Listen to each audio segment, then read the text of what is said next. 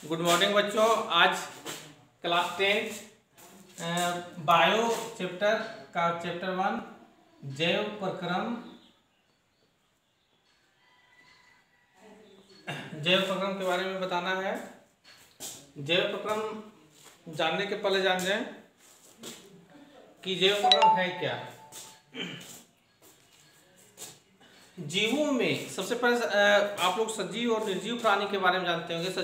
सजीव और निर्जीव किसे कहते हैं? सजीव जिसमें वृद्धि होता हो, जनन करने की क्षमता हो, विकास करने की क्षमता हो, ये एक जगह से दूसरे जगह आने जाने की क्षमता हो, ये आपका सजीव के अंतर्गत आता है। जबकि निर्जीव इसका उल्टा, ना तो प्रजनन करने की क्षमता होती है, ना तो एक जगह से दूसरे जगह पे आने जाने की क्षमता होती है, ना वह वृद्धि कर सकता है और ना ही वह विकास कर सकता है। उसको हम लोग निर्जीव के अंतर्गत हम लोग रखते थे। लेकिन कभी कभी क्या होता था कि हम लोग सजीव प्राणी को भी हम लोग को जांच करने में कभी कभी कुछ उसका रूप रंग ढंग उसकी व्यवस्था देखने के बाद हम लोग को जांच करने में आने की जांच नहीं कर पाते थे कि आखिर में ये सजीव है या तो निर्जीव। जैसे में आप जान जाए कि एक आप गाय को लें, गाय मान ली कि एकदम गहरी मुद्रा में सोई हुई हो, तो वह उसको हम कैसे देख करके पता कर सकते हैं कि वह मर गई है या तो जीवित है। जीवित है तो सजीव, मर गई तो आने की निर्जीव एक तरह हो गई। तो हम लोग क्या देखते हैं कि कभी कभी वो क्या करती है कि जुगाली करते हुए हर समय जुगाली करेगी। जुगाली मतलब क्या होता है? चूंकि हम जानते हैं कि वो गाय जो है वह एक तरह का शाकाहारी जीव है, जिसके कारण उसका क्षुद्रांत यानी कि जो पाचन क्रिया जो होती है वह बहुत लंबा प्रोसेस में चलता रहता है। और लंबा जब चलता है तो जिसके कारण क्या होता है कि वह जिस समय अपना घास को आने की अमाशय में डालती है, उस समय क्या होता है वह धीरे धीरे जो है उसको चबा करके अंदर नहीं कर पाती है। जिसके कारण क्या होता है वह आसानी से पहले उसको चबा करके आने की मुंह में तोड़ते जाती है और उसको पेट में डालती जाती है, यानी कि अपने अमाशय में डालती जाती है। पुनः उसको क्या करेगी, उसको अब जब गहरी निंद्रा में रहेगी अपनी, जिस समय चूंकि घर में अपना आराम से रहेगी, उस समय क्या करेगी, उस घास को फिर से बाहर निकालेगी और उसको चबाएगी और फिर अमाशय में डालेगी, जिसको हम लोग कहते हैं जुगाली करना। तो हम कितनों गहरी निद्रा में गाय रहेगी तो हम लोग देखते हैं कि वो जुगाली करती है, जिससे हम अनुमान लगा सकते हैं कि यह जो है सो इस तरह का सजीव के अंतर्गत अभी इसको ये है, यानी कि जीवित है। या सांस का आगे पीछे होना, इसके अंतर्गत भी हम लोग कह सकते हैं कि वह जो है सो जीवित है। तो ये आपका था जिसके अंतर्गत हम लोग यह निर्णय लेते थे कि यह जो है सो सजीव है तो निर्जीव। अब है जैव प्रक्रम। जैव प्रक्रम क्या जान जाए कि यानी कि प्रत्येक दिन हम लोग देखते हैं कि हमारे शरीर में एनर्जी का ह्रास होता है। जिस रूप में आप चाहें, चाहे भोजन कर रहे हो, आप गहरी निद्रा में सो रहे हो, या पढ़ाई कर रहे हो, कुछ भी कर रहे हो, या स्थिर से भी बैठे हो, तो भी किसी न किसी रूप में किसी न कुछ मात्रा जो है हमारे शरीर से जो है एनर्जी के रूप में जो है सो ह्रास होता है।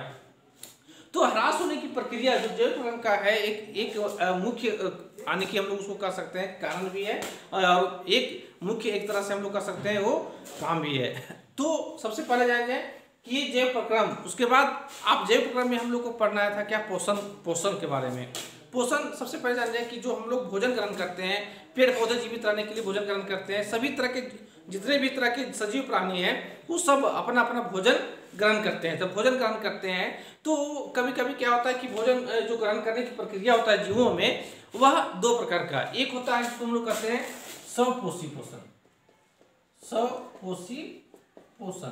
और ये स्वपोषी पोषण जो है जिसको हम लोग कर सकते हैं स्वपोषी पोषण, यानी कि वैसे सजीव जीव जो अपना भोजन स्वयं बनाते हो, यानी कि किसी की सहायता के बिना अपना भोजन स्वयं बना लेते हो, उसको ही हम लोग क्या कहते हैं स्वपोषी पोषण। जैसे में पेड़ पौधे में भोजन बनाने की आवश्यकता बाहर से नहीं होता, वो अपने आप भोजन ग्रहण कर लेती है। जैसे में कैसे अपने बनाती है, वो क्या करती है CO2 यानी कि कार्बन डाइऑक्साइड जो है वो क्या करती है, यानी कि अपने पर्यावरण से, वायुमंडल से जो हम लोग कार्बन डाइऑक्साइड को छोड़ देते हैं उसको क्या करता है, वायुमंडल में रहता है, वो वायुमंडल को ग्रहण कर लेती है और ये जड़ के माध्यम से, यानी कि नीचे से जड़ के माध्यम से जल को अवशोषित करती है। और ये जल में जो है बहुत ज़्यादा मात्रा में जान लेते हैं कि आपका पोषक तत्व उसमें होता है, प्रचुर मात्रा में खाद्य लवण होता है, खनिज लवण होता है, जो उसकी यानी कि वृद्धि करने में सहायक होती है। ये जब सूर्य का प्रकाश सूर्य के प्रकाश की उपस्थिति में जब ये अभिक्रिया करती है तो ये क्या चीज अपना भोजन बना लेती है, यानी कि ग्लूकोज का निर्माण करती है, जिसका ग्लूकोज का सूत्र होता है C6H12O6।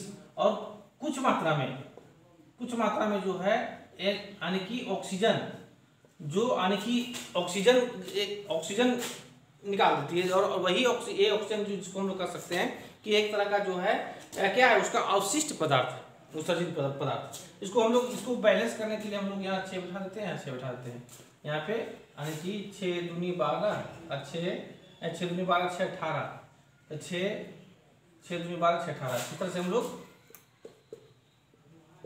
ग्लूकोज, ए जल, ए कार्बन डाइऑक्साइड। तो इस तरह से क्या है कि ये अपना भोजन स्वयं बना लेता है, उसे हम लोग स्वपोषी पोषण करते हैं। दूसरा आगे है जिसको हम लोग कहते हैं विषम पोषी, ये विषम पोषी पोषण।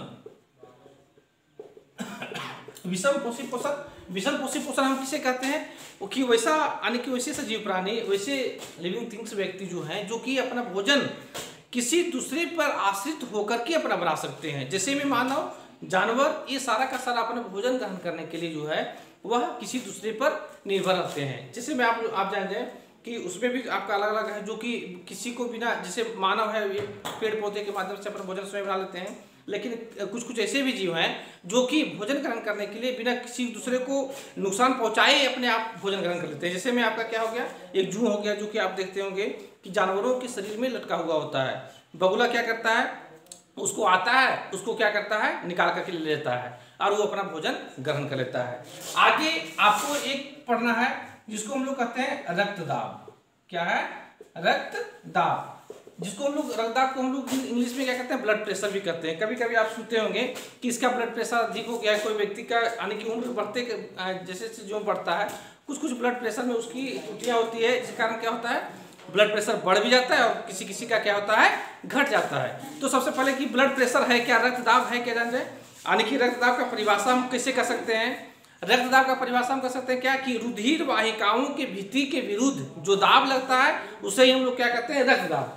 फिर से एक बार सुन ले बच्चों कि रुधिर वाहिकाओं के भित्ति के विरुद्ध जो दाब लगता है उसे हम लोग क्या कहते हैं, रक्तदाब। और रक्तदाब ये जो है आप जान जाए कि 120/80 यानी 120 mm/80 mm के बीच होता है एक वयस्क लोगों के बीच, जो कि एक सामान्य है। अगर उससे अधिक होता है तो हाई ब्लड प्रेशर, लो है तो नीचे तो लो ब्लड प्रेशर। तो डॉक्टर सबसे पहले क्या करते हैं, उसको जांच करने के लिए एक यंत्र का इस्तेमाल करते हैं जिसको हम लोग कहते हैं स्फैग्मोमैनोमीटर।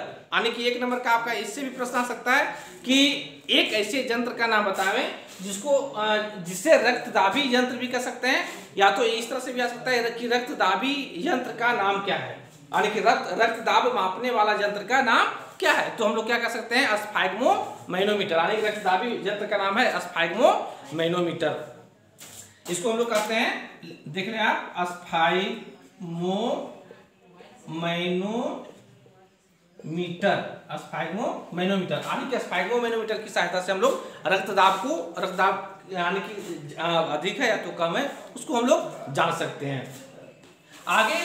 आगे आपको पढ़ना है प्लेटलेट्स।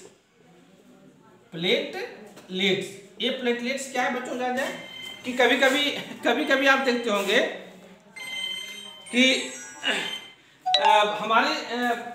हमारे शरीर में क्या होता है, हम कहीं कट जाते हैं, छट जाते हैं तो क्या होता है, ब्लड का यानी कि रिसाव होना शुरू हो जाता है, यानी कि हमारे शरीर से खून निकलना शुरू हो जाता है। तो क्या होता है कि अगर ज़्यादा मात्रा में खून निकल जाए, तो ब्लड निकल जाए, तो क्या होता है हमारे शरीर में नुकसान पहुंचा सकता है। तो लेकिन क्या होता है, तब तक क्या होता है कि हमारे ब्लड में जो है एक तरह का कण होता है जिसको हम लोग कहते हैं प्लेटलेट्स। एक कण जो होता है वो क्या कहलाता है, प्लेटलेट्स, जो ब्लड के साथ हर समय परिक्रमा करते रहता है, यानी कि साथ में घूमते रहता है। यानी कि आप जहाँ कट जाते हैं वो क्या करता है, प्लेटलेट्स क्या करता है, वहाँ पे ब्लड का थक्का जमा देता है। और जब ब्लड का थक्का जम जाता है तो वैसी स्थिति में क्या होता है कि ब्लड का जो रिसाव होता है, यानी कि बाहर जो ब्लड बहता है वो क्या होता है, अपने आप बंद हो जाता है, जिससे क्या होता है उस व्यक्ति की जान बच सकती है। लेकिन क्या होता है, कभी कभी आप देखते होंगे कि 50,000 यानी कि 1 लाख या 10,000 व्यक्तियों में ऐसा होता है कि ये प्लेटलेट्स नामक कण जो है नहीं होता है, जिसके कारण क्या होता है कि उसका खून अगर बाहर निकल जाए तो वह जो है सो जीवित नहीं रह पाता है। थैंक यू बच्चों। पार्ट 2 में आप लोग को इसको आगे बता दिया जाएगा। धन्यवाद।